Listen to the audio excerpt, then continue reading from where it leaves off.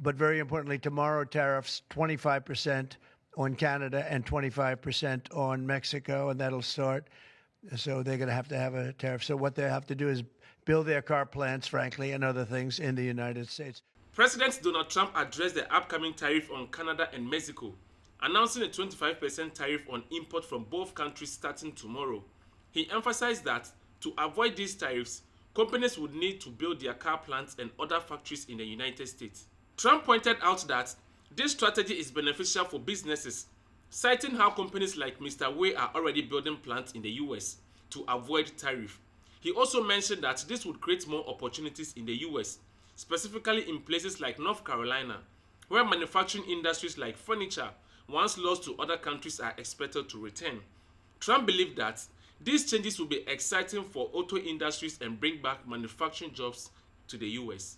But very importantly, tomorrow tariffs 25% on Canada and 25% on Mexico, and that'll start.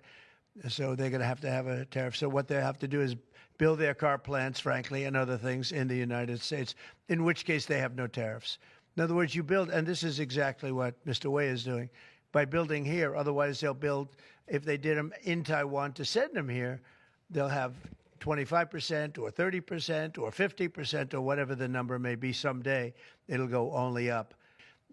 I would just say this to people in Canada or Mexico, if they're going to build car plants, the people that are doing them are much better off building here because we have the market. We're the market where they sell the most. And so I think it's going to be very exciting for the automobile companies. Very exciting for, I can think of any, as an example, North Carolina, they had the grid. I used to go there to buy furniture for hotels, and it's been wiped out. That business all went to other countries, and now it's all going to come back into North Carolina, the furniture manufacturing business. President, what do you need to see from President Zelensky to restart these negotiations?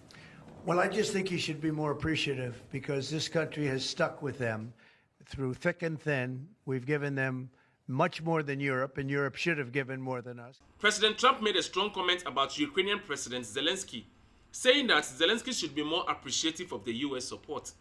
Trump emphasized that the US has been there for Ukraine through thick and thin, providing more aid than Europe, which shares a border with Ukraine. He then criticized European leaders for not contributing as much as they should have, suggesting that if the US gave $1, Europe should have matched it. Trump also pointed out that the US provided Ukraine with loans which would eventually be repaid, and that Americans' involvement in Ukraine, particularly with the rare earth material, gives the US strategic presence in the region. President, what do you need to see from President Zelensky to restart these negotiations? Well, I just think he should be more appreciative because this country has stuck with them through thick and thin. We've given them much more than Europe, and Europe should have given more than us because, as you know, that's right there. That's the border. This country really was like the fence on the border. It was very important to Europe, and I'm not knocking Europe. I'm saying that they were a lot smarter than Joe Biden because Joe Biden didn't have a clue. He just gave money hand over fist, and they should have been able to equalize with us. In other words, if we gave $1, they should have given. Well, we gave $350 billion. They probably gave 100, but on top of it all, they get their money back because they're doing it in the form of a loan, and it's a secured loan. So when I saw that, which I've known about for a little while, I said it's time for us to be smart. At the same time, it's great for them because they get us in the country taking the rare earth, which is going to fuel this big engine, and especially the engine that we've in a very short time created, and we get something, and we're there. We have a presence there. Trump's message wasn't just about money. He expressed deep concern for the loss of young lives on both sides of the conflict, stating that thousands of young soldiers, particularly from Ukraine and Russia, are dying every week.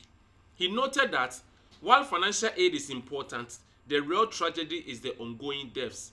With all of that being said, I want one thing to happen. I want all of those young people to stop being killed. They're being killed by the thousands every single week.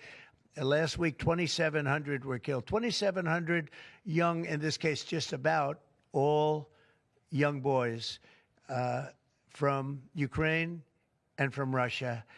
And that's not young people from the United States, but it's on a human basis. I want to see it stop.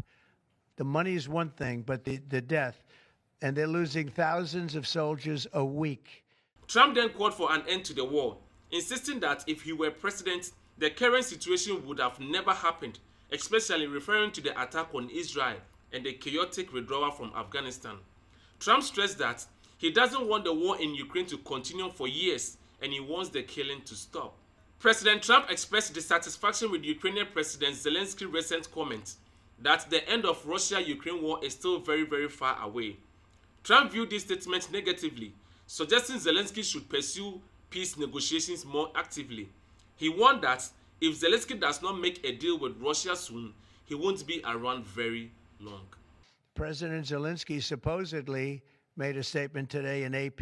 I'm not a big fan of AP, so maybe it was an incorrect statement, but he said he thinks the war's going to go on for a long time. And he better not be right about that. That's all.